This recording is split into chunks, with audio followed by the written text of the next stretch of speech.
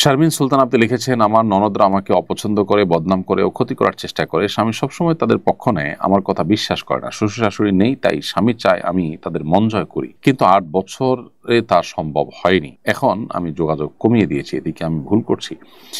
আপনার ননদ বা আপনার দেবর ভাসুর এদের সাথে আপনার আসলে ননদদের সাথে বিশেষ করে আপনি জানতে চাইছেন, তাদের সাথে যোগাযোগ রক্ষা করা আপনার জন্য আবশ্যক না। অতএব এখানে আপনি যোগাযোগ কমিয়ে দিলে আপনি গুণাগার হবেন না। বিশেষ করে আপনি যখন তাদের দ্বারা কষ্ট পান, সেক্ষেত্রে আপনি কিছুটা কমিয়ে দিলে অসুবিধা নেই। বাট স্বামীর দিক বিবেচনা করে সুখী জীবনযাপনের প্রয়োজনে আপনি চেষ্টা করবেন সাধ্য অনুযায়ী ছাড় দেওয়া, যেটা আপনি অনেকদিন করে আসছেন। আল্লাহ আপনাকে সবর তৌফিক দান করুন।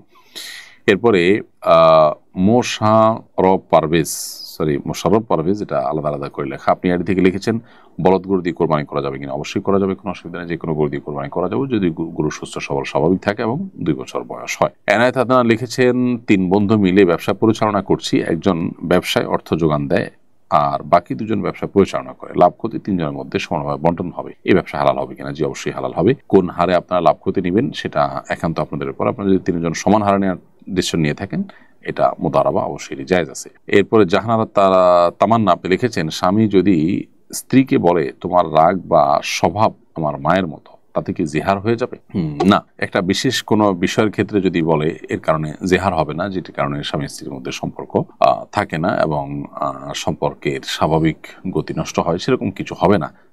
বিশেষ কোনো গুণ বা বৈশিষ্ট্যের ক্ষেত্রে যদি এরকম স্ত্রীকে মায়ের সাথে তুলনা করা হয়। এমডি হাবিব আপনি লিখেছেন, জন্মদিনে কি বিয়ে করা যাবে? মুরব্বীরা বলেন জন্মদিনে বিয়ে করলে নাকি সংসার টিকে না। এটা একেবারেই অনর্থকতা, কুসংস্কারচ্ছন্নকতা। যে কোনো দিন বিয়ে হতে পারে, জন্মদিনে বিয়ে হতে কোনো অসুবিধা নেই। জাহানারা তামান্নান আপনার আরেকটি প্রশ্ন দেখতে পাচ্ছি, আমি মাজারে গিয়ে মাজারে শরিয়া শায়িত ব্যক্তিকে উসিলা করে আল্লাহর কাছে সন্তান চেয়েছি। মাজারে দিঘিতে গোসল করেছি, নফল নামাজে পড়েছি, মোমবাতি কিনে দিয়েছি, কিনা মনে নেই। তাতে কি আমার ইমান চলে গেছে? আমার কি ইমান এবং বিয়ে নবায়ন করতে হবে কিনা? আল্লাহ মাফ করুন, মাজারে শায়িত ব্যক্তির কাছে যদি সন্তান না চেয়ে যদি তার উসিলায় আল্লাহর কাছে সন্তান চান, তাহলে ইনশাল্লাহ ইমান যাওয়ার মতো বিষয় হয়নি।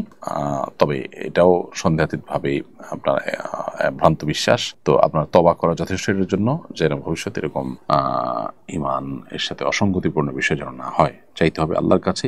নবী সাল্লাল্লাহু আলাইহি ওয়াসাল্লাম আমাদেরকে সে নির্দেশ করেছে। এরপরে জোহর কাউসার অর্ণব এআইডি থেকে আপনি লিখেছেন, খ্রিস্টান প্রধান দেশে বেপর্দা খ্রিস্টান মহিলাদের কাছে ছোট জামা কাপড় পাইকারি খুচরা বিক্রি করা, ব্যবসা করা জায়েজ আছে কি না? আপনার থেকে কাপড় চোপড় কিনে কে কিভাবে ব্যবহার করবেন না করবেন, ইনশাল্লাহ এর দায় আপনার উপরে বর্তাবে না। বাংলাদেশের মাটির মানুষ এটি থেকে আপনি লিখেছেন, আমি মাঝে মাঝে নামাজ পড়ি, মাঝে মাঝে পড়া ছেড়ে দিই। নিয়মিত নামাজ কিভাবে পড়তে পারি? নামাজের গুরুত্ব সম্পর্কে আপনি পড়াশোনা করেন, জানাশোনা করেন, বিভিন্ন আলোচনা শুনেন ওলামা ইকরামের, এবং নামাজি ব্যক্তিদের সান্নিধ্য এবং সেরকম পরিবেশের মধ্যে নিজেকে নিয়ে যান, ইনশাল্লাহ আপনার জন্য নামাজ পড়া সহজ হবে। মোহাম্মদ সাব্বির সরকার লিখেছেন, কোরবানি কার জন্য ওয়াজিব? সন্তানের টাকায় বাবা কোরবানি দিতে পারবে কিনা? কোরবানি তার জন্য ওয়াজিব যার কোরবানি দিনগুলোতে জাকাত আবশ্যক হওয়ার মতো সম্পদ থাকে। আনুমানিক 80 থেকে 85,000 টাকা হইলেই এখন 52.5 ভরি রূপা কেনা যায়। এই পরিমাণ টাকা রূপা কেনার মতো টাকা থাকলেই তার উপরে কোরবানি আবশ্যক হবে দিনগুলোতে। আর সন্তান যদি বাবাকে কোরবানি করার জন্য টাকা দেয়, পশু কিনে দেয়, তো অবশ্যই বাবার তরফ থেকে সেটি করতে পারে।